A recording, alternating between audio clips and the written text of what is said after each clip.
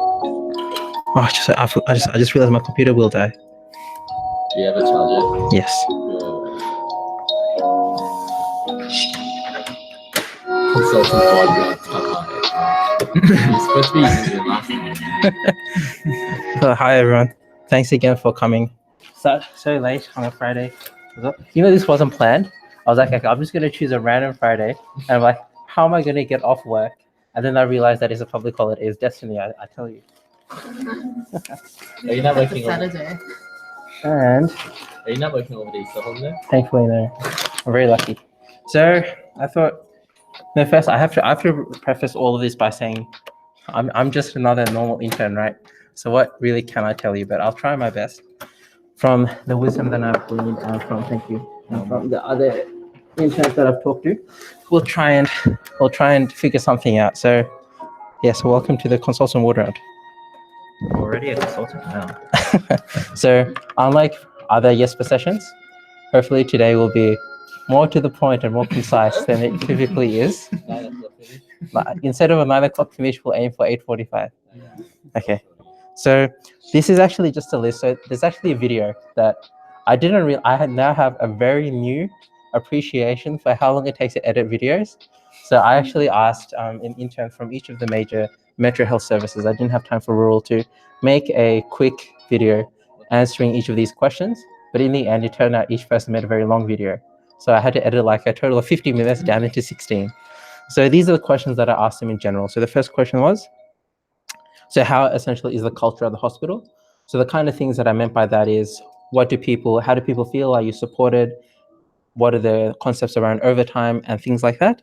Then the second one, so what kind of things were they looking for in the application?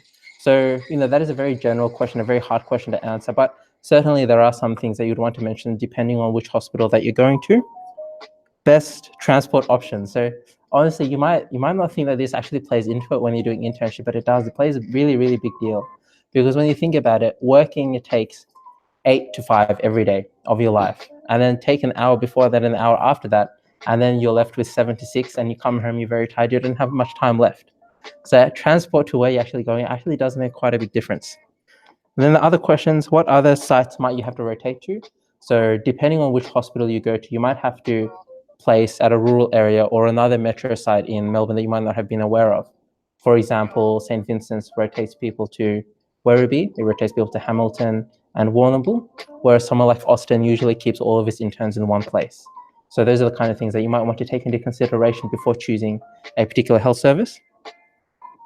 How do you say organize? Sorry, and then the rest of them are intern questions and what should I be doing now and what kind of things should I be doing when I become an intern?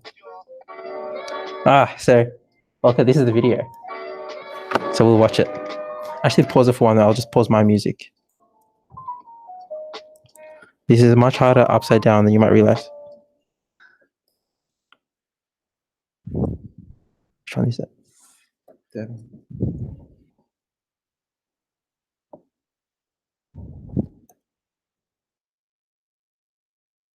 Yeah. So this is a video. Enjoy.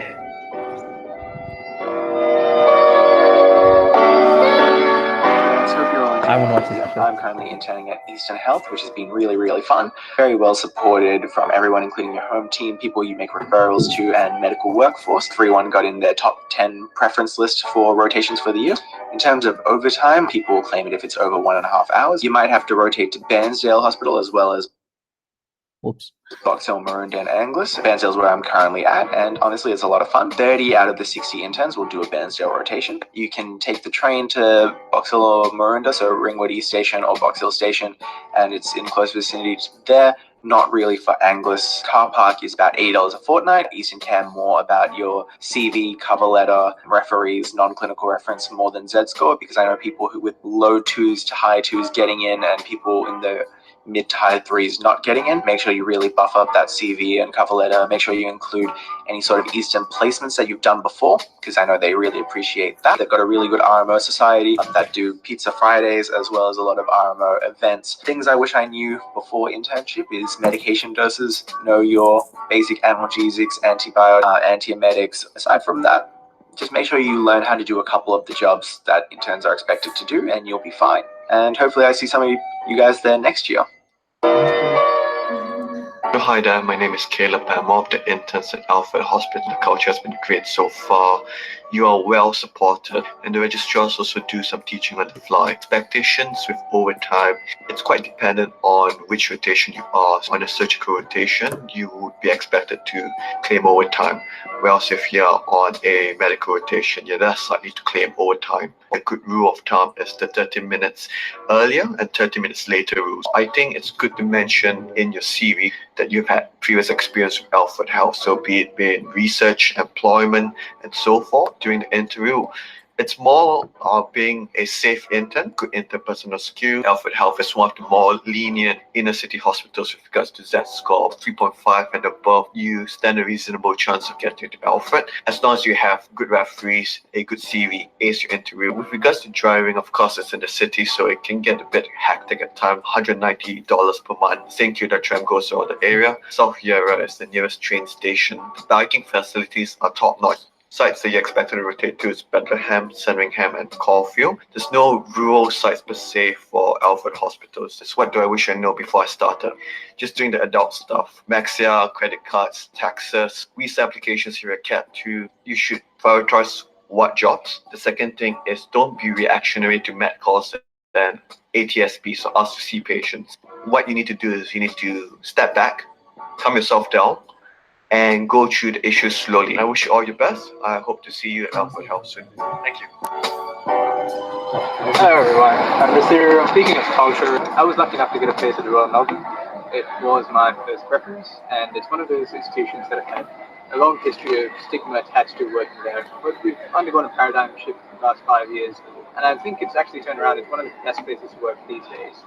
The work is tough. You're working at a quaternary institute. We see lots of sick patients, and it can feel incessant, the workload. But if experience is what you want and exposure is what you're after, then there's no better place to work. You'll be working with a fantastic team behind you. Anywhere, in my experience, pays overtime. So in Ocean, they paid us overtime for any MDM or audit work, and they paid us overtime if you had to scrub in after hours to help with the emergency case. And you're very well looked after. So here I applied, there were 80 spots, and there'll be about 60 RMH clinical school students who are pretty much guaranteed a spot. So getting one of those coveted spots, it's about being mature, being professional, and being good at what you do. And they want to see a broad range of exposures and characteristics in your resume, not just someone who's done well academically. It's about going to the interview and presenting yourself as a mature and candidate. The RMH is, I think, the only place that had a minimum cutoff, so you had to be above average last year. 3.5 and above was the minimum Z-score for application. The Z-score bracket of 4, but I wouldn't say it's out of the realms of possibility. If you make a strong application with Z-score 3.7, I don't see why you don't stand a chance. If you live in the city or near Parkville, or if you live in North Melbourne, which is really close, the best option would be to bike. There's a bike cage at the hospital. Otherwise, it's pretty central, location-wise, so the tram network is pretty accessible as well. And so if you drive in, parking's a bit expensive, but the same standard rates again across all major metropolitan hospitals. So RMH rotates the interns to Ballarat, Horsham, and Wangaratta. One of the things you should really look into is what it's like for a person who's going to start a full-time job. So everything but your actual work stuff, so salary, packaging, rent, personal finance stuff. So I was never a very keen fifth year. I never did the discharge summaries that were asked of me, but that's me personally. If you want to get involved in fifth year, please feel free. Do shadow your interns to see what they're up to. Do a lot of procedures. I like holding up papers and putting them in my pocket. So CAT 2 applicants, I feel your pain. I've been there. You've done really well to come so far. Get through your applications. Be yourself. Don't name drop in your letters. Don't talk about things you want to do or achieve unless they ask of you. Just be sincere and be yourself. And sell yourself as an asset to the company. Make sure you know their values before you go in for an interview. Be the first in. Be the most knowledgeable when you go in for an interview. Stand apart from the rest because that's what you've been doing all your life. At the end of the day, a job is a job. And there are exposures you can get working out in the bush that you can't get working in the city and vice versa. So wherever you end up, even if it's not where you wanted to match, make the most of it and enjoy the year. Because you're all going to be great doctors. Enjoy your time and keep that name going. Good luck. Hey guys, my name's Michelle and I'm an intern at the Austin this year. Really supportive, motivating and friendly environment. Over the first few weeks of internship, there's a dedicated intern support officer who you can call during the day or the night and just answer any questions that you have. In my first rotation, the head of department would literally come to the ward to check people had gone home and would encourage everyone to claim all their overtime without asking any questions. I can't guarantee it's like that for every ward. Part of the good culture at the Austin is very supportive in terms of education as well. Got weekly intern teaching. There's also opportunities to teach medical students, run bedside tutes, which will be accredited at the end of the year. No nights rotations, there's no on-call. Some opportunity for cover on most of the rotations, and there's really good learning opportunities. Austin is a statewide provider of respiratory support, so like spinal cord, wide brain injury, child psych, toxicology, liver transplant. So you get a wide range of exposures from early on in your career. All the rotations have at least a half day or whole day off per week. I don't think there's any particular biases that to get into the Austin. It is academically selective. They offer interviews for the top 200 students based on Z-score, which correlates with about the top 20%-ish, so a Z-score of 4.3 and above. However, they also offer an extra 80 interviews on top of the 200, and that those people are chosen based on their CVs and references. Once you do get an interview, they're quite friendly, especially compared to the other hospitals. You get a break in the middle of 2 stations, 60 job offers, which is a 1 in 5 chance from the time you get the interview. Heidelberg Station right opposite the hospital. There's paid parking on site for $38 a week, free parking in relatively nearby streets, which is what I'm doing at the moment. Most Austin interns are just at Austin for the whole year. However, if you would like to go rural, there's opportunities to go to Mildura or Echuca, and they're very good rotations, very good for learning. Most things during internship can be learned on the job, have lots of fun, then study for CKT, to pay close attention to effective interns who you're placed with. Look at the way they organise themselves, look at the way they prioritise their tasks, and how they communicate with the rest of the team. And I think that's the best way to learn how to be a good intern, because you can't pick that stuff up. All the very best for the rest of 5th year and applications and internship. See you guys. And so my name is Monica. I'd say what stood out for me about St. Vincent's is like when we were going on a tour, people would stop and tell us how good it is. They'd be doing their own work, but they'd come and tell us how much they love the place. Even teens, like they really help each other. I found that a really cool thing, and that's something that I did mention in my interview. Overtime, it really depends on what rotation you're doing. So in ED, you don't work overtime, and you're not expected to work overtime, and they don't pay it either. In surgery, you do have rostered overtime. You'll find that you might end up working a little bit more as well. It's not the easiest process that they have in place. Like other hospitals definitely have it a bit easier. For some jobs, you are expected to work a little bit. The team usually starts to come around 7:30, and I'm usually there by like 7:10-ish, starting to prepare the list. So making sure the patient's bloods are updated. As a surgical intern, you're pretty much sometimes the only person on the ward. You're expected to know that your post-op patients really well and be up to date about all jobs. I highly recommend that everyone goes to open days and sees what the culture is like, and go prepared with lots of questions. The trend over the past years has been that St. Vincent's is slowly starting to choose more Monash candidates. Mid-3s to like high 3s would be the minimum. If you have any research as well, they really add to your resume. Any previous work experience at St. Vincent should highlight that. If you do park day, $10 to $13 a day. It's literally 100 meters or something from Parliament Station. There's a fair few tram stops as well. 1 in 3 or 1 in 4 staff members probably bike to St. Vincent's. St. Vincent's goes to Werribee, Hamilton, Warrnambool, Royal Children's as well. Kind of wish I knew how much of a hassle travel is going to be for me. I live probably 20 minutes further out than Monash. I think travel is something important as well, because you only have a little bit of time left over after you go to hospital, and so have a think about where you're located, where you want to live. Have a list of things, and as you're going through the ward round, just make note of any jobs, and then just sit down and do a quick paper round with your team. I find it helpful to just number my tasks, have closed communication loops, so if your team asks for something to be done, communicate it to your team that it's been done so that they know it's done, and it makes you more accountable for things. Try planning to go home from midday. So what kind of jobs do I need to do, and how quickly do I need to? I think all in all, I've been loving St. Vincent's. It's such a positive and friendly environment. It's quite small for a city hospital, so I think you get to know the teams faster, and I'd probably say it's a bit less chaotic. One of the highlights of St. Vincent's is definitely the nursing staff. One of the best nurses I've seen. It's definitely a great place, and I highly recommend it. Yeah, thanks guys. Hey guys, Hello. My name is Mark. I've got Eugenie here with me as well. We're doing 2 ED rotations, 2 Gen Med rotations, and 1 Gen Surg rotations. I firstly think that's a big plus. I think as an intern, it's very important for you to have a very base foundation of what it's like to be in very general specialties. And the fact that we can do 2 ED rotations here is a big plus as well. When you're on ED, that's the time when you're really honing your medical knowledge. Previous rotation was Warrigal at ED, which is a fantastic rotation. If you apply to Frankston Hospital, make sure you definitely do Warrigal Emergency Department. It's Eugenie, I know, agrees with me as well. All the consultants there are so supportive, willing to teach.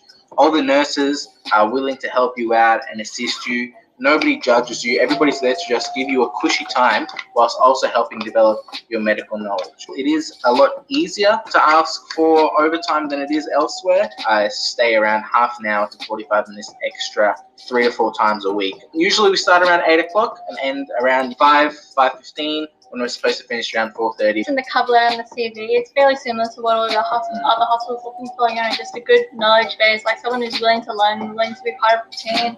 There isn't anything too specific, I think, that they're looking for. And in terms of Z scores and research and things, if your scores aren't that good, or if you're a Cat 2 applicant, it's a little bit harder to get a spot, then definitely don't be discouraged from applying at Frankston.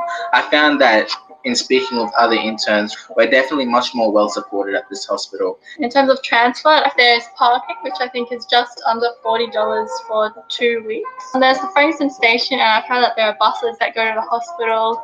But yeah, I think it's generally easier to drive, and I'm pretty sure there are places where you can put it. There's a lot of off-site parking as well, and like back streets and stuff like that, which is like a 5-10 minute walk. 5-10 minute walk. The other sites that you can rotate to include Rosebud, Mornington Peninsula, with intern year in general. It's a fantastic year. You'll all love it. You'll all enjoy it.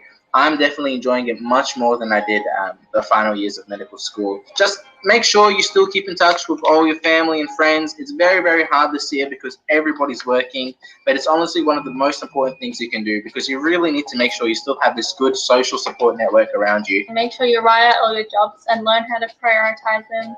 All right. Best of luck to you all. Good luck with your applications. See you later. Bye. So I've only been in Dandenong so far, but Dandenong's been really good. Monash on the whole seems great. I'm sure most of you have been at Monash at some point. So yeah, Monash is just a very friendly place. These days they really try to pay overtime, so it's been mission. Look, it's not even cover letter based. I think it's mainly CV and Z score. An average Z score will definitely guarantee you a place. I drive just because I'm on ED and evening shifts. It's kind of difficult to commute here to and from Dandenong, especially at night. For MMC, train is always efficient. There's Traralgon, Warrigal, there's Mildura, and obviously there's the Monash Health Network, Tracy, Dandenong, MMC. So these days I just kind of write on the handover sheet and it works well for me. I use different colours, I use a colour coding system, and that really helps. Advice for Cat 2 applicants. Look, it's really hard. I didn't get a job the first go. Kind of feel this sense of, you're not as good as the others. It's really just a luck thing. Z scores aren't everything. Exams aren't everything. It doesn't translate to how good you are as a doctor. It's just an arbitrary benchmark they chose to use to categorize applicants. So try harder. And I think in our year, everyone ended up getting a job. So I think it's just a matter of time. And there are always many options. There's a junior doctor training program. Try and keep calling. I think persistence would be key. Yeah. I'm Chris or Christine. Northern Health is a reasonably small health service, which is nice. ED is actually the largest in Victoria. Junior staff are very supportive. Most rotations, except ED, have some scheduled overtime. Still manage to get everything over an hour signed off by a consultant. We don't have any nights at all, not even on ED. It's one of the more competitive options if you have a low Z score. If you're trying to go for metro sites, I'd definitely think about preferencing it along with Peninsula. They do take a lot of Melbourne students who do go to the Northern, but they still have 8 of 40 interns were from Monash or Deakin or Notre Dame. It is in Epping, so it's quite a far way out, but if you live in the inner north or middle north, it's actually not too bad because it's against peak. There's also parking across the road and it's free. There's a train station about 500, 600 metres away. Northern doesn't have any external rotations, so no rural rotations. 2 of the 40 interns go to Broadmeadows. For day 1 of internship, try and get your life in order as much as you can. learning what you have to do in terms of a junior doctor is actually probably going to be more helpful for intern year. Make as many referrals as you can because there's a steep learning curve with that. And if you're more familiar with what type of units need what sort of referrals, that helps. Is meant to go at the end, not in the middle like he wants people. Wow, what a great video, right?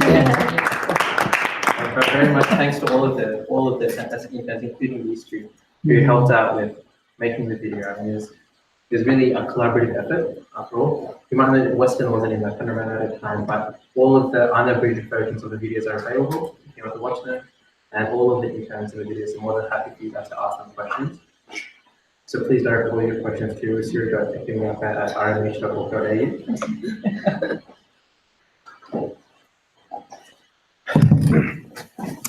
Yeah, we'll have questions at the end. Oh, can watch it a second time. Oh, okay. So we've talked just some general information about each of the hospitals, and we'll talk more about the hospitals at the end, especially if people have questions about specific ones. We've got St. Vincent's here, we've got Royal Melbourne, and we've got Monash. So feel free to ask any questions.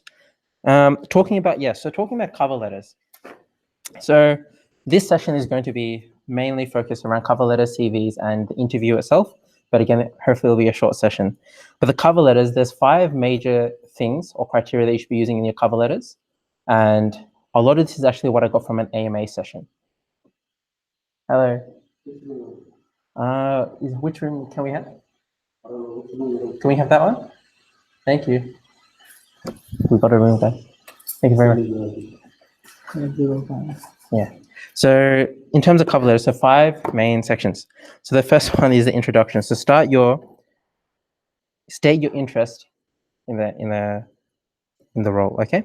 So this is an example. So the next examples that I'm going to show you. Let me just quickly show you the email. I don't have my ID, but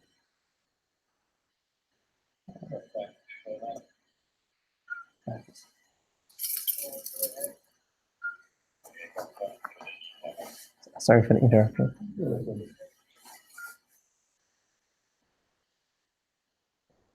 Thank you very much. Are you staff or student? Student. Yes. Can we use the room? We can use the room? Yeah, that's fine. Fine, then, thank you. How long are you going to be? 1 hour maybe? Yeah, that's fine. Okay. Thank you for coming.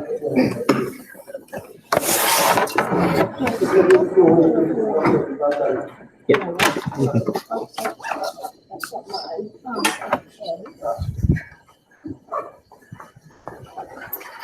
I'm not sure if saying I'm a postgraduate student is misleading or not.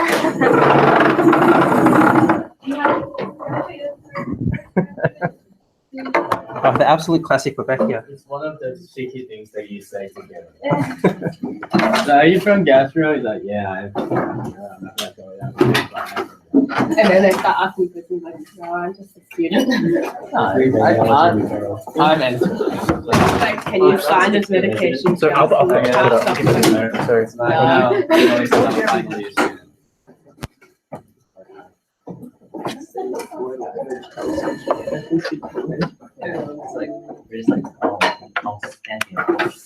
Oh, I forgot how to make this HR.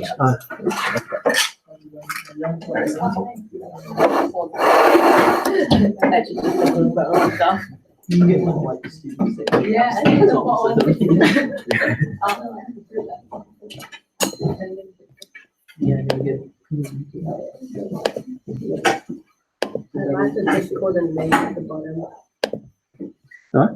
I like to just call the name at the bottom. Ready.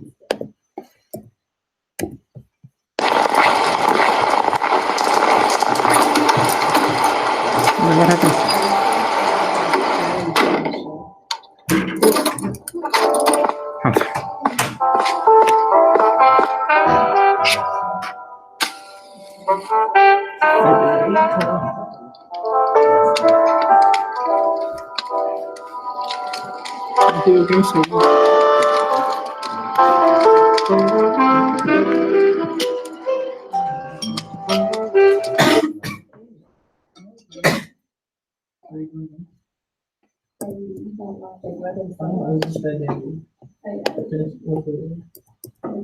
I was like, oh, I should run into cover letter for my first hospital. It's like, oh, it's YH. Okay, next hospital. But it's good because Excellent. yeah. So you know the values of YH?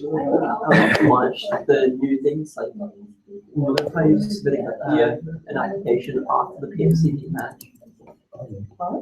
Yeah, it's like no, it's just like I don't know. It's like All right, we're back. The PMCD updated their documents for 2019. Thank you for everyone's patience. Okay, so getting back to it. So starting with the cover letter.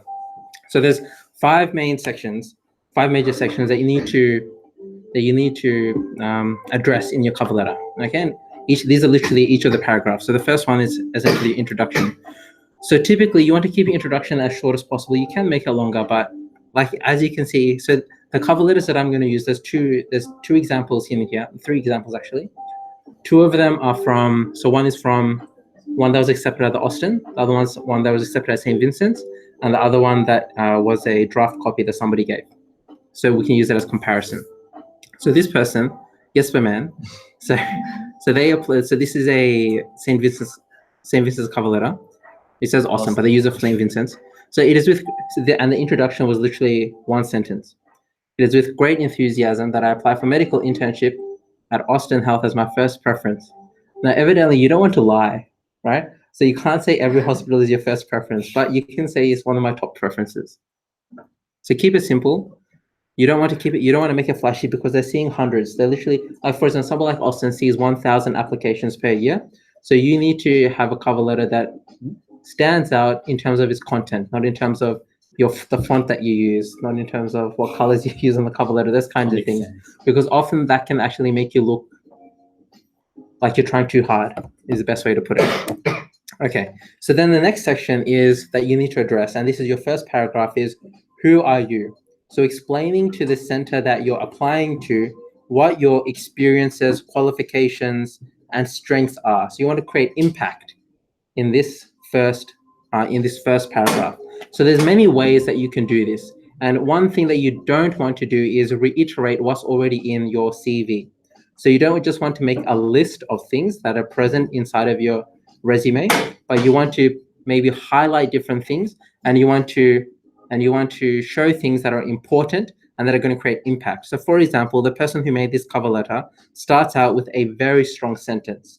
So especially when applying to an academically driven center like the Austin, like St. Vincent's, like many metro centers, they say, I am a such and such medical student ranked 33 out of 550 medical students in 2017. Now, evidently, not everybody's going to be able to do something like that, but you can have a strong opening. You could even say, I have a strong focus on education and academic drive, as evidenced by my recent publication in such and such, or my work with this and this project. So there's different ways that you can create impact, and you definitely want to do that as soon as you're starting your letter.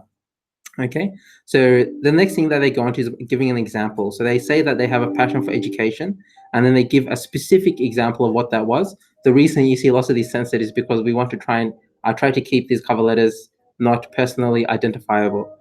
So that's the second. So look, two sentences so far. First one shows that they are very academically capable by introducing what score they got, not the Z score, but a different score that highlights, that actually gives the health center a specific understanding of how they did. The second sentence is they prove what the passion for education was and how they actually did that. Then the third one, again, they're going strongly, and they tell you that they have interest in research and publications. So they're solely authored a such and such paper that is now being considered for publication. So even if you're involved in something like a research project that is still in the data collection phase, for example, or you've only just done an abstract, that is something that you can still definitely include in your cover letter and your resume. It just depends on how you word it. So for example, for me, when I was doing my CV and cover letter, I had only done an abstract for a very small project that I was doing, but I submitted that to a conference, and that is something that I mentioned in my cover letter. So it doesn't have to be that far down the track. As long as you have something that you know is going to be important to where you're applying for, include it in your first paragraph.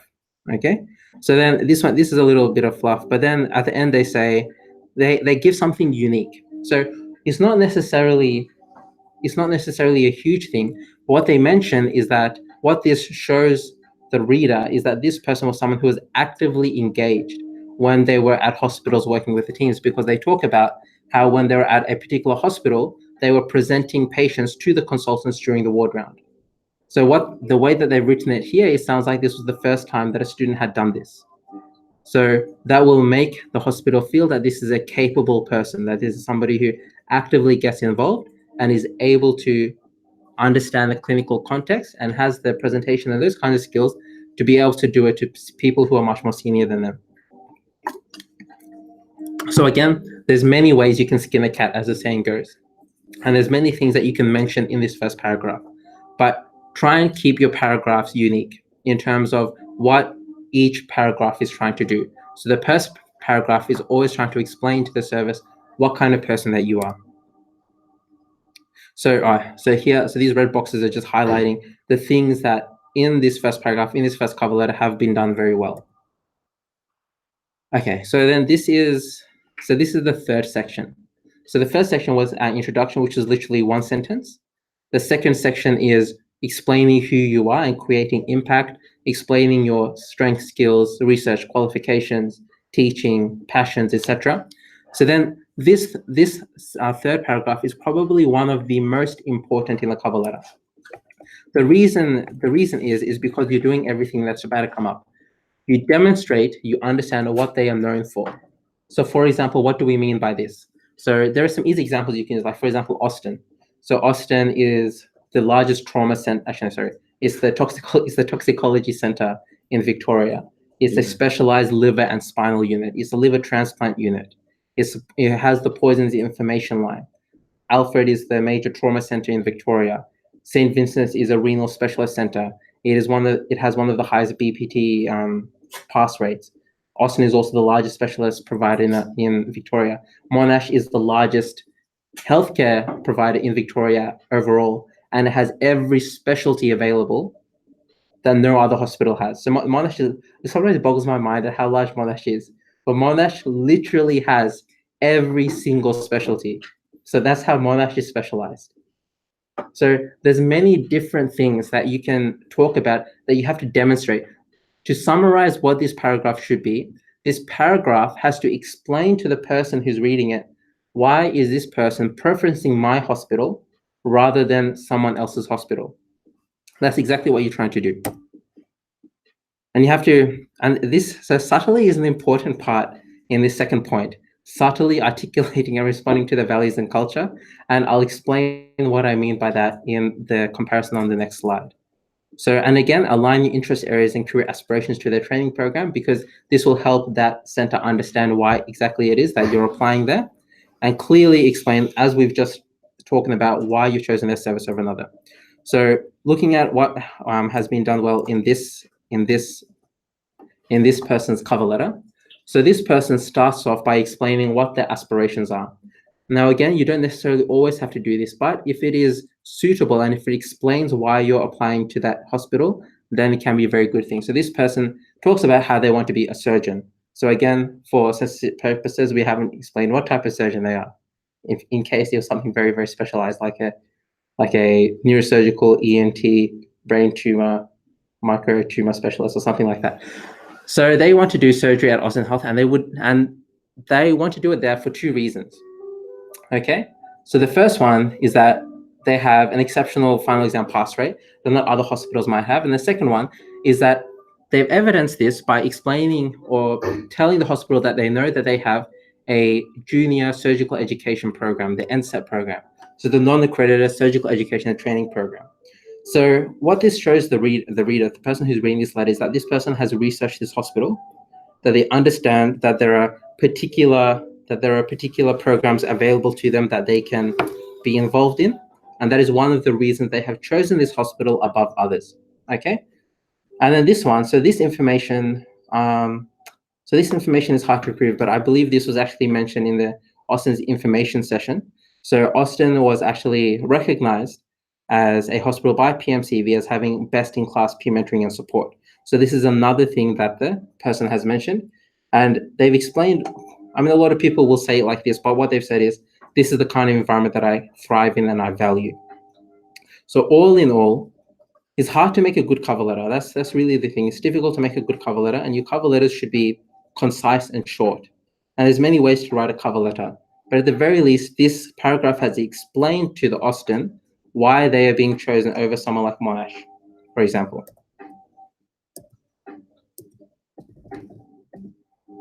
So this is a poor example, okay? And I explain why. So looking at the second point, subtly articulating and responding to their values and cultures. So what has happened in this cover letter is this person has, you know how often when we do a presentation, some people might write the definition of a word in their slides? And often that is very frowned upon because that's really, cliche, it's a bit odd. So it's the same thing to do here when you're repeating the hospital's own vision or values inside of your cover letter, because they already know what they are. So for you to write it there, it's a little bit odd. So, and then this person has responded to each value by stating them one by one. So to respond to research, they explain da-da-da, then respond to education, they explain da-da-da.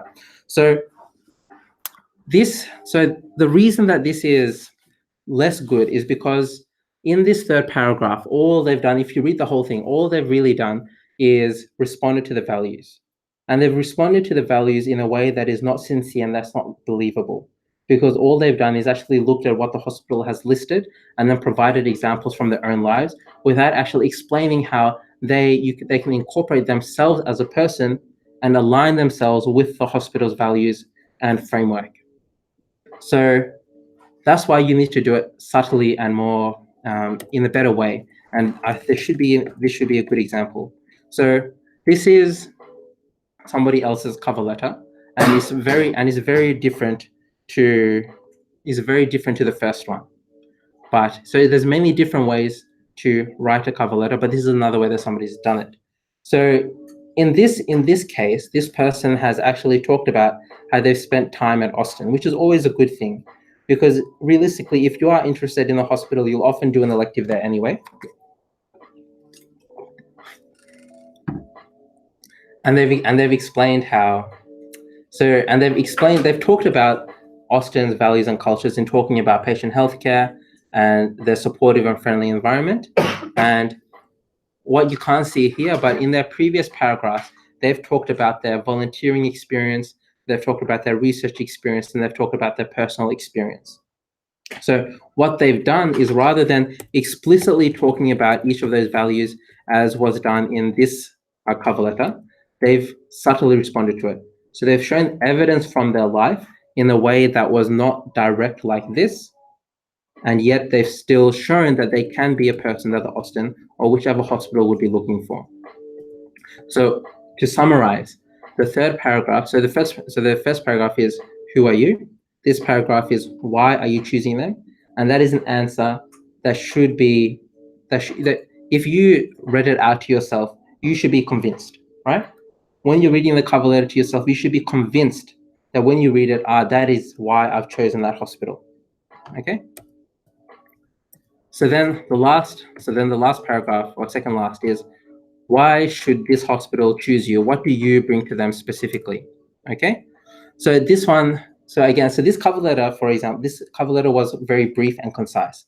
But what they've said is that they're going to be a very sincere and dedicated doctor who's focused on patient outcomes, which is always a good thing to focus on. But they've given an example that highlights this. So for example, on their PIA, this person received the maximum score. And that was because they had initiative, they can manage the ward, and they could decrease the workload. So this person has told the Austin that, look, I have all of these abilities, I have all of these strengths, I have quantitative evidence for my strengths, and this is something that I can actually bring to your hospital. So to repeat myself many times, many ways you can write a cover letter, but as long as you're responding to each of these four parts, each of those three questions, who are you? Why did you choose us? And why should we choose you? You'll be golden. So this is going back to that previous person's cover letter. So again, very differently worded, but it's still responding to the question. So this person has lots and lots of examples in their cover letter. Their cover letter was quite big, but they still have lots of really good examples. So they're committed to accountability and integrity. They give examples of the particular volunteering work that they've done, and there was actually quite a lot. So 450 hours of experience in a particular field. They've dealt with complex situations, and this is actually something that I'll really highlight. So one thing that you guys should really note is in your CVs, in your cover letters, when you're talking about a role. So let's say in your CVs you list that you've done some work with the salvos, for example. But when you're actually explaining the role, you don't write, I worked at the cash register, I worked with customers, and I was good with money. You don't talk about those kinds of things. You talk about what you brought to that role or what you took out of that role. Okay, the unique things. So for example, like this person has said, I dealt with complex situations, I dealt with angry customers, I was able to increase the efficiency by creating an Excel spreadsheet, or I reorganized the shelf space so that it became a much more unique and friendly environment to the people who are coming to our store. I organized community events, those kinds of things. So when you're explaining something in your CV or cover letter, don't explain what the role is, because an employer already knows what that role involves. So what you need to explain is what capacity did you have in the role? What did you add to it? And what did you get out of it? Exactly how this person has done. So I think it's important that I read this to you. So they had over 450 hours in this particular volunteering thing, and it gave me experience in dealing with complex situations in challenging environments, necessitating effective and honest communication with patients, team members, and the general public. So this patient, they haven't necessarily given us an example, but they've explained something out of the scope of the actual role itself. So they could have said, in this role, I had to resuscitate, I had to educate, and I had to do this and I had to do that. They actually explained what they got out of the role and what experience is given them. And that is something that you need to highlight. And they've done very well again in the next sentence, where they demonstrate to the hospital that they understand what their limitations are as an intern. So that although they've got all of this experience, they still respect what the role necessitates them to do. So all in all, what I'll say about this is that you can see that there's a very different stylistic approach to both of the cover letters that I showed you, in terms of the first one and in terms of the second one. So the second one, although it's much longer than the first one, what it does well is that it doesn't necessarily repeat what's in the cover letter, but it explains, like we've been talking about, explains what the importance of the role to that person was, because now the person at the Austin who's reading this cover letter will see, okay, so this person did a lot of time at this volunteering place. I can see that, okay, this will likely be an intern who can deal with complex situations. They can talk to patients, and they will be a kind of person who's going to escalate a difficult situation to the registrar or the consultant. So they've explained clearly why Austin should choose them. So then finally, conclusion. So confirm your interest, and the next one is really important. Highlight your availability for an interview if that's applicable. So in the first person's concise cover letter, this was the one-word conclusion. And in the other person's cover letter, it was a little bit longer. So it really depends on what you want to do with your cover letter. But as long as you answer those 3 questions, you will be absolutely fine. But you need to answer those questions, you need to read it out to yourself, and you need to convince yourself that you've answered those questions well. So who are you? So what are your strengths? What are your abilities? What are your values?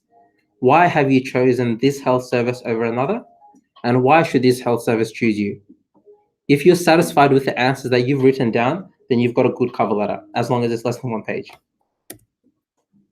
So I just thought to share this with you. So I was very, very fortunate when I was doing my cover letters. I had a very, very helpful person to send my cover letters to, and who gave me some very valuable feedback.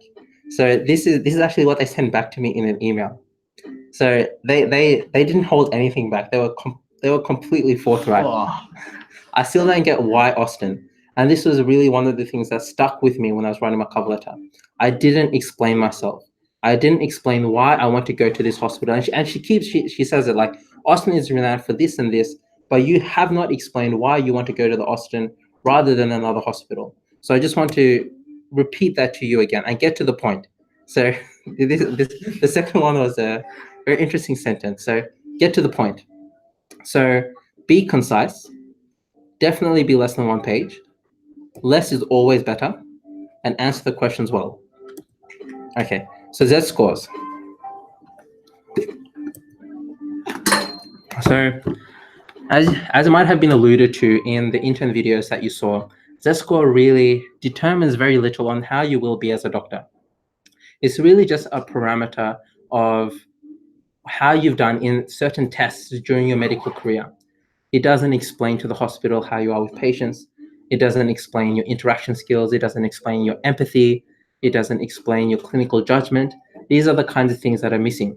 But unfortunately, Z-score seems like, for the near future, a necessary evil. So all I would say is, whether you're happy with your Z-score, whether you're unhappy with your Z-score, in the future, it's something that will look very far distant. And what you'll really have to evaluate at this point is, are you happy with who you are as a clinician? All right? So Z-score doesn't guarantee anything. And the other thing that I also meant by that is, if you have a high Z-score, if you have a low Z-score, that does not guarantee you access to any health service in Victoria. And that's really, really, really true. As Krish said in his video, he knew people who got in the medium to high threes who didn't get accepted to Eastern. And that could be because they had a weak reference. It could be because they had a weak cover letter or CV. So you need to have a balance between all of these different things. So if you have a low Z-score, I mean, I keep it in the realms of possibility, but if you have a low end Z-score, that should not discourage you from applying to your first preference.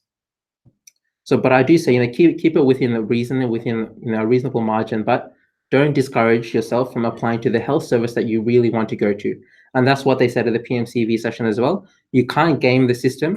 Just put your preference list based on where do I want to work.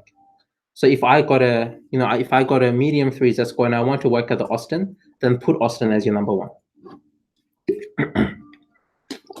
And I just thought the green box on the right might just be an interesting thing. So not all hospitals publish this, but there are some hospitals who tell you how each component is weighted. So for example, Eastern, this is from 2017, so it's likely very much changed, but 70% Z-score, 18% from a clinical reference, non-clinical 4, and then the rest are 4%. So they weigh up each thing differently. Okay, now I think this is probably the most important thing in this whole presentation. Read that box, right? This table that you see right there is completely and utterly arbitrary and likely absolutely incorrect. I just want to make sure that you understand that, okay?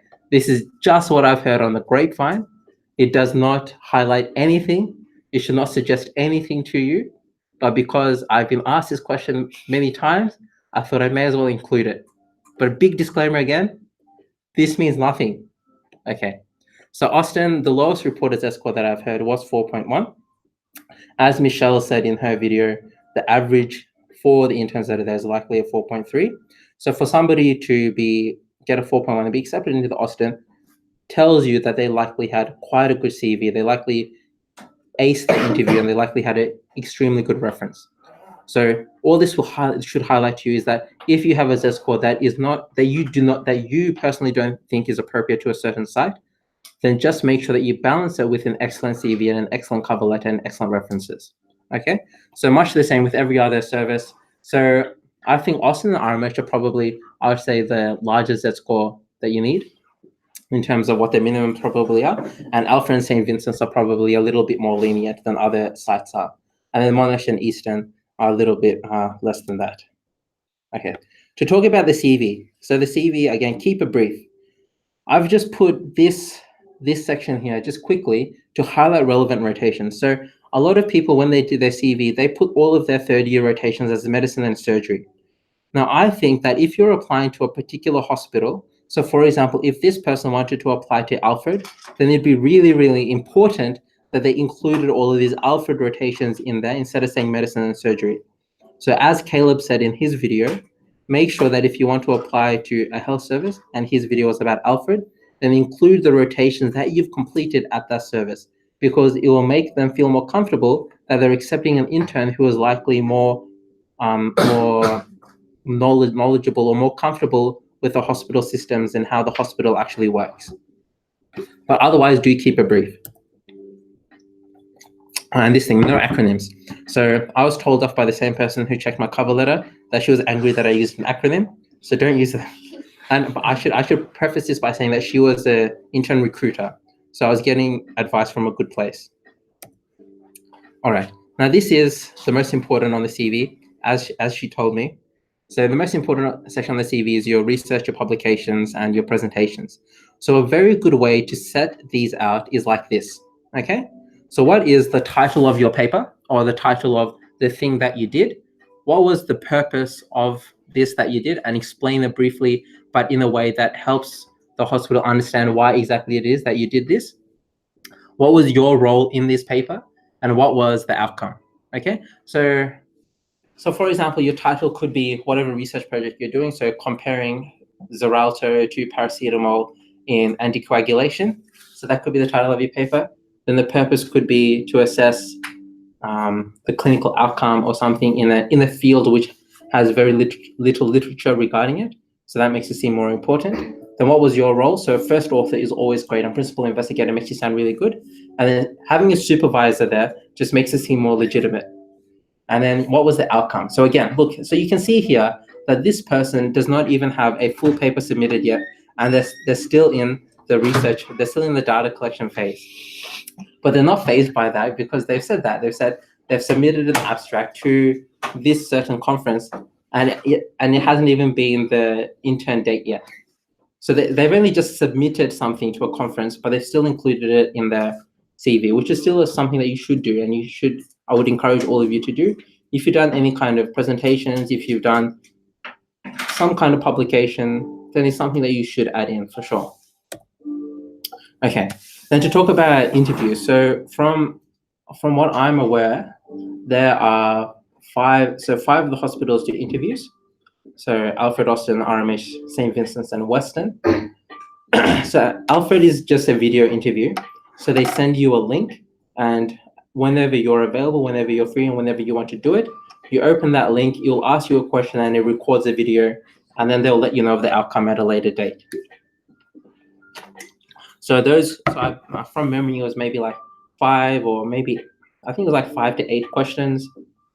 And they ask you questions like, why do you want to work here? And then they ask questions regarding a scenario, like if a prescription error happened, what would you do? Or if a patient had deteriorated, what would you do? And you give a response. So scenario-based questions. Austin is also quite similar, but it's an MMI style interview. So it's face-to-face. There's 2 stations. I believe one of them is a clinical station and one of them is a non-clinical station. So one of them will ask you a medical question, and then the other station will ask you questions about yourself. Okay, RMH, Rusuri can tell you more about that. So RMH sounds like the most difficult interview of all of them. Can you tell us about it, Bruce? Yeah, sure. So you walk in and there's like 500 people, and you either it's pretty random, but I got punched with a couple of empty floors, and you have a bit of time in the waiting room because you're all early anyway. You look at the little poster that shows diversity and all the different places that work at RMH. Then you walk in and there's a panel of 3 people. For the last 5 to 6 years, one of them has been Louisa. She's the director of intern training. One of them will be a consultant, usually it's emergency or ICU, people who shift work and can pop in and out. And there'll be someone else as well, usually from HR, just to see how you go with flexibility and stuff like that. And it's kind of like a well-known and truly tested regime of questions you get. 3 questions. The first one's an individual question, and it's always going to be, why do you want to work with the RMH? The second one is an individual question that goes around the room and changes for each person. You have no idea what's coming. And it's usually things like, so I can disclose my question because it's not going to be repeated. Give us an example of a time when you made the most out of the situation that seemed like it was going the other way. And so the best thing I probably did was take 15 seconds. Silences aren't awkward, they're helpful and conducive to thinking. Take some time. Think about what you're going to say before you start. And that avoids having to earn an hour and look bad, right? So get the flow going. And make eye contact with everyone, not just the panel, but go around the room with your potential colleagues. Remember, when you go in as a group, the gel has always been that if you do well as a group, you'll probably get recruited as a group. So it's not pitting you against everyone else is there. It's kind of putting you in the same boat. And you can all push your way out through that. Okay? So gel well with your colleagues and you have a good, that's the first half an hour where you're outside, get to know them. Okay, bounce ideas of each other if you really want to. But we just thought about silly things like should we write all our names in block capitals or sentence Ks on a little sticker. But yeah, have fun. The third question's a group scenario. They pose a situation, and it's kind of like, I don't know if you've done this before, but tutorials where your tutor asks you to discuss the situation and you discuss it as a group, but except the speaker listening to everything you say. So it seemed very artificial, but I think our group did very well. Not more than one person talks at a time, and you always try and make time for your colleagues. So make sure you don't try and like want everyone out of the conversation, and always talk with respect. And you're allowed to have a different opinion. You don't have to always agree with what people say. But the whole point is to see that we can think together as a group, we can cooperate as a group, and we can potentially work as a group someday. So it's pretty nerve-wracking, but the time goes by because it's an hour long. So the time goes by really quickly. What did you say for your second question? No comment. So as you can tell, Risha absolutely smashed his interview. So that's why he's an RMH intern this year, and one of the top interns at RMH as well. So we're very lucky to have him here today. He's actually been nominated for HMO by the year of the year, but by me. So, but don't be put off by your interviews. But all I would say is, in my personal opinion, I think getting to the interview stage is probably and then everything after the interview is probably most important. So, for example, at St. Vincent's, each interviewers, which is composed of one doctor and one HR person, they interview, I believe, 10 people, and only, I think, I think they rank them 1 to 10, and it's only the first or second people who actually get an internship. So unlike RMH, you are pitting yourself against everybody else who's interviewed by them. I was going to say, RMH is quite lazy because they haven't been let's go. Yeah. So they don't see thousands of applications. And so you'll usually get I got my interview before match deadline closed. So before the actual deadline for applications closed, you get an email saying, oh, you have an interview. So you'll hear back really early, and you'll hear back usually within the first week of the rejection as well. So that's RMH. In my experience, it's actually not too bad. Everyone talks about bullying and elitist culture, but They've had a paradigm shift. Alfred was probably the worst interview. RMH was really Alfred was pretty difficult, to be honest. The whole point of doing a video interview is just stupid.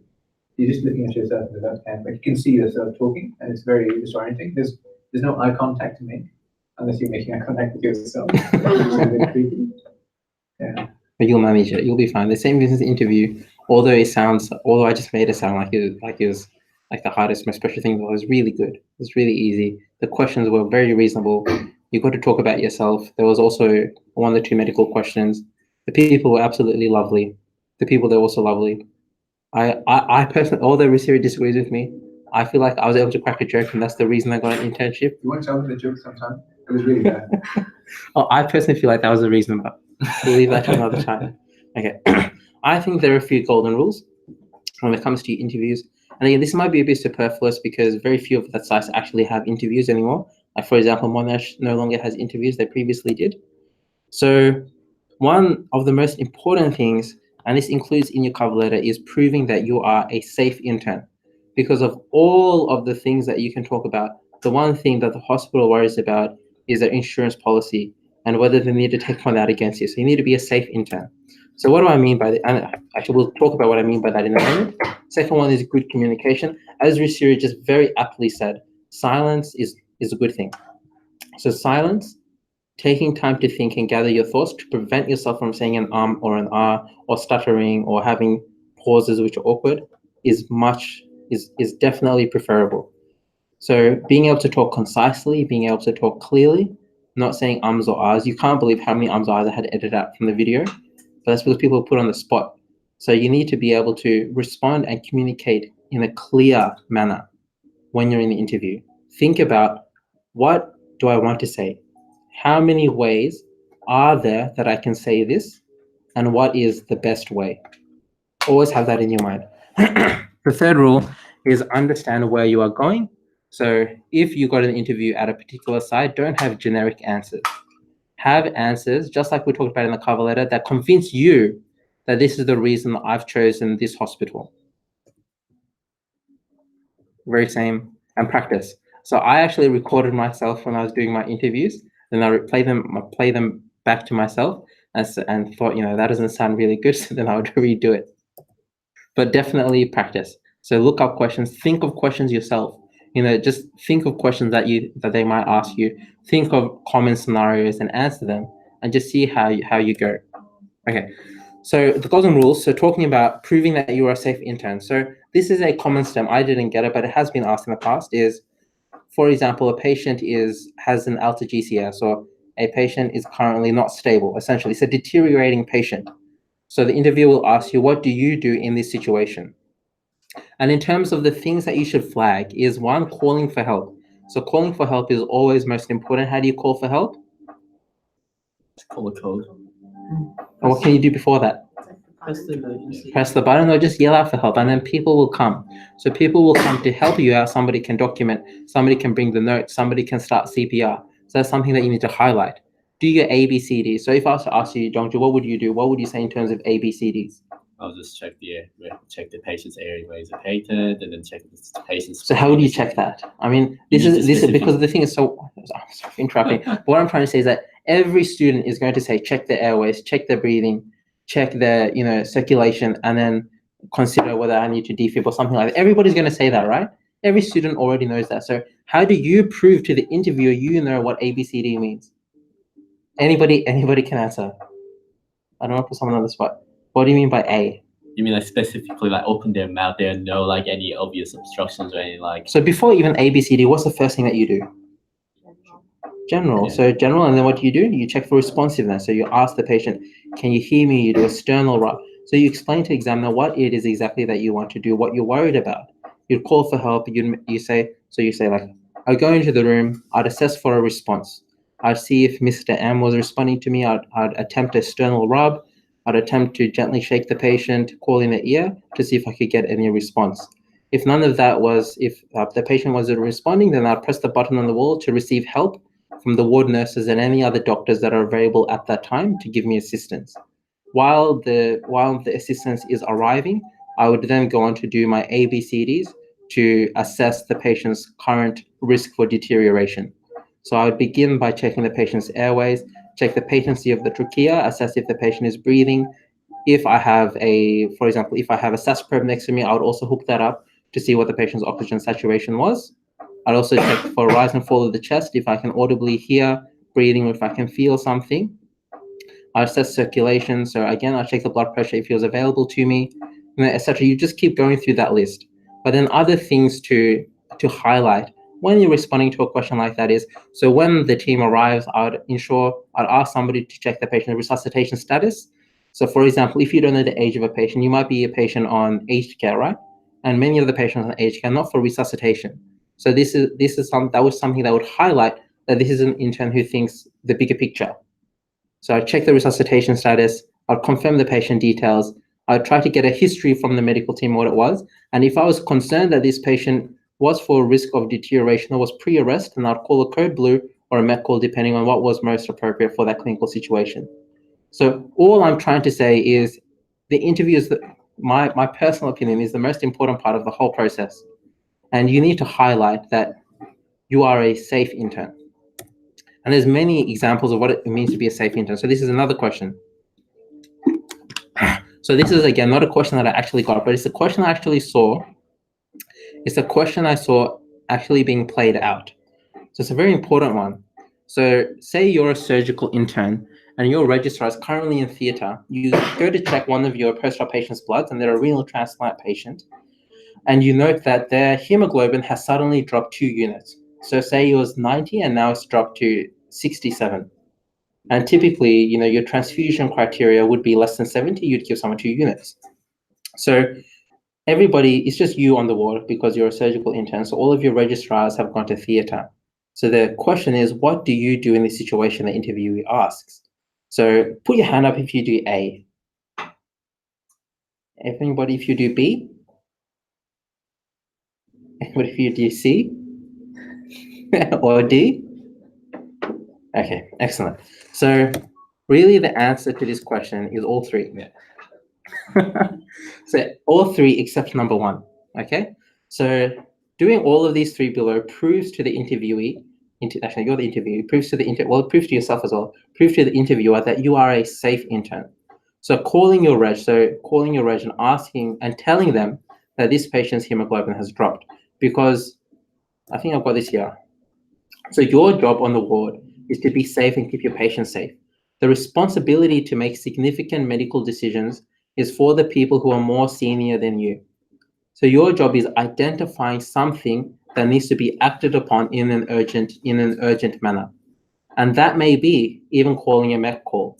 So for example, if you were not able to get onto your reg and you felt that after doing a clinical review that this patient was at risk for deteriorating, as happened to me, then calling a MED call is something that is very reasonable. And it is something that you should express in your interview. I think I'll actually tell you a story. So I had a patient not very long ago, and it was a patient who, on the background of end-stage renal failure requiring hemodialysis. And the reason that they'd come into hospital is because they had a blocked fistula as well as ongoing PR bleeding. So this was a patient who had a blocked fistula 5 times in the past year. So we don't know why they kept blocking it, but because of that, they were on therapeutic anticoagulation and they had PR bleeding in the context of that. So they came into hospital. They were initially under the colorectal team. They went to theatre. They had oversewing of a rectal ulcer that was identified. And for the next few days, they were relatively stable. And then one day, they developed a very large PR bleed. So they had large clots and they were actively bleeding on the toilet. So the intern at the time, what they did, the nurse had paged them, told them that this was the case. The intern triaged that page and understood that this is actually a very urgent page. This is an urgent situation. I need to go and assess this patient. So they dropped their ward duties. They went to the patient. The patient was literally in the bathroom bleeding. They assessed the patient and they instantly called colorectal, which was the initial admitting team. So colorectal came within 5 to 10 minutes, got the patient onto the bed, and then made a plan for an urgent CT angiogram to identify any areas that were still bleeding, to organize a cross match and a group and hold, which is number C here, because you shouldn't give a patient blood unless you have an active cross match. Unless you have an active group and hold. So you need to understand what kind of antibodies the patient has. Otherwise, they're always at risk of getting a transfusion reaction, especially for like a renal transplant patient. As in this case, it's very important that you have that. And you typically try to not transfuse renal transplant patients unless it's less than 70, but that's just an aside. But anyway, so this patient's on the bed. The colorectal reg has given you a plan and you start to organize that plan. So in the meantime, the patient is still actively bleeding. You're trying to organize access, so IV access so you can give the bloods, but it's impossible, you can't get it in. So, and while this is all happening, the patient is sort of drifting off to sleep. You try to keep them awake, you ask them, how are you going? Are you feeling okay? And they sort of nod, but they're sort of like dozing off, and you think maybe they're just tired. But then eventually, after a few minutes, they doze off to sleep and you can't wake them up again. So this patient now has an alpha GCS and you call a MET call. So you call a MET call, and before this, you'd actually call the anesthetics reg to try and come up and get access for you. They were giving you a little bit of pushback and they hadn't arrived yet. And while this is happening, the patient has a MET call because they've become hypertensive and they're not responding to you. So you call a MET. And then when you get a MET call now, anesthetics realizes that this is an urgent situation. They come a bit quicker. So anesthetics come, they come, the MET call has now been upgraded to a code blue and they can't get access in the patient's fistula, nor can they get superficial access. So they cannulate the internal jugular vein. So they cannulate the internal jugular vein, the blood still hasn't arrived, so we give the patient own leg blood. So all in all, I won't go further with the story, but in the end, the patient was okay. They went down to angiogram. They were found to have bleeding superior and inferior rectal arteries, which are banded, and the patient was otherwise fine. But the point of the whole story was that demonstrating that the intern in that story identified that this page that they have received should be triaged at a high level because it is important. The patient is actively bleeding. They have a history of bleeding. They went to see the patient. They escalated the situation to a registrar. They got information. They called a MET call because they understood that the patient is at high risk of deterioration, and they upgraded to a code blue. So what I'm trying to say is You need to prove that you're a safe intern, and they will likely ask you these kinds of questions in the interview. The question that I got asked in terms of a medical question was, it wasn't urgent at all, but it was that you make a significant prescription error, so prescribing error. What do you do about this, or how do you prevent this happening in the future? So the things that you kind of say is identify the mistake that you make, go and rectify it, tell the patient, try and write legibly next time, or look up medication doses, ask your registers, etc. So just a list of things that prove that you're a safe intern. We've talked a lot about it now. Okay, now the third scenario. Okay, so this is actually a question that they like to ask. It hasn't been asked yet, but it has been asked before. So you know that someone more senior on your team, your registrar, appears intoxicated, right? So somebody who's on your team is your senior, you're quite close, your buddies, but they appear intoxicated today. What do you do? So I'll get a hand. What should you do? Should you contact your consultant? Anyone? Do you think you should talk to your registrar? Okay. Given that they seem cognizant, so they seem fine, and you think they can make decisions, reassess in a few hours, or ask your resident for help. So in reality, I think D is really the best answer. Now the reason for that is we have to understand that there is some things that are appropriate, some things that aren't appropriate. The major thing in this situation is always patient safety, and that is the one key thing as an intern. If somebody is intoxicated at work, they're compromising their patient care, and this is something that you must address. But whether you should address that yourself or ask someone else for help is a different question. So definitely this is something you should be escalating, but in terms of you talking to your reg specifically, it's not something that you necessarily have to do. So in this case, often teams have a resident, somebody who is more senior than you and somebody who can actually give you help in this situation and who might be more comfortable in broaching this kind of subject with your registrar. All I'm trying to highlight in this question is that there is always support available for interns. And that is something that you should, that will identify, when you're in an interview, this will show the interviewer that you understand that there are support networks available in the hospital. So for example, as Michelle said in her Austin video, interns have a HMO, so a PGY2 that they can call day or night for help. So if you're in this kind of situation, you'd call your HMO, that HMO on call, and they would give you advice on what to do. If you're at St. Vincent's, there's something called the STAR program, which is a network of consultants that you can call who completely anonymously, and they would give you, and you tell them, my registrar appears intoxicated today, what should I do?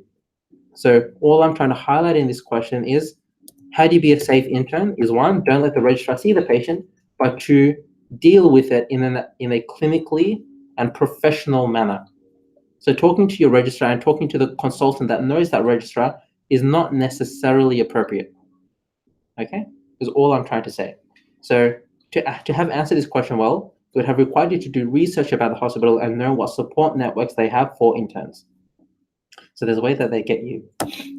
Okay, and then I think this is the last thing. So why did you choose to work at our health service? So this response, well, after talking to many interns and asking them about all of the hospitals, I think this is a really good service, and you have good education opportunities, and it's quite central. So yeah, I think that's why I wanted to work here.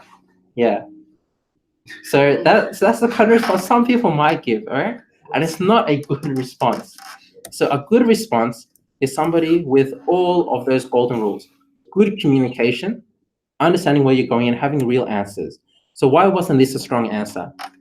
So the person on the other end, they didn't learn what your career goals were and how coming to this hospital fits your plan.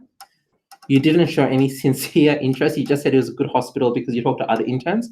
So you didn't show any sincere interest in that hospital itself. And you didn't demonstrate your knowledge about that service as well. And it's very generic, as you can appreciate. So something that is better is good communication approach. So you could say, there are three main reasons why I want to work at Austin Health and why I've chosen Austin Health for my internship in 2019. That might be a bit presumptive, but maybe they're like confident people. We can say, so Austin has Victoria leading surgical programs that link in with my aspirations to be a general surgeon. I understand that Austin has developed a non-surgical education and training program for non-accredited junior medical doctors, and that is something that I would be very interested in, and one of the reasons I want to come to Austin. as I believe working in that program will develop my clinical acumen from a very junior position. So all in all, you're responding directly to the question. You're showing the interviewer why it is specifically you've chosen this hospital, and it's not because other interns have said it's good. That's always an important thing. It's something that you should mention, but it shouldn't be your main reason. And again, like even the small thing like saying ums and ahs, they can make a big difference. So talking clearly, talking slowly, taking 15 seconds to think. Now 15 seconds might seem like a long time, but then the 3 minutes that you have after that to answer the question will be much better than the 3 minutes and 15 seconds that you had initially. Okay, and this is the person that I was sent this quote, and I think it's actually really important. And apparently it's a book, but write without fear and edit without mercy. This is how you write. So when you're talking about your cover letters, when talking about your CVs, when talking about your responses to interview questions, make them short, make them to the point, make them believable, and make them convincing. Good luck. Hey.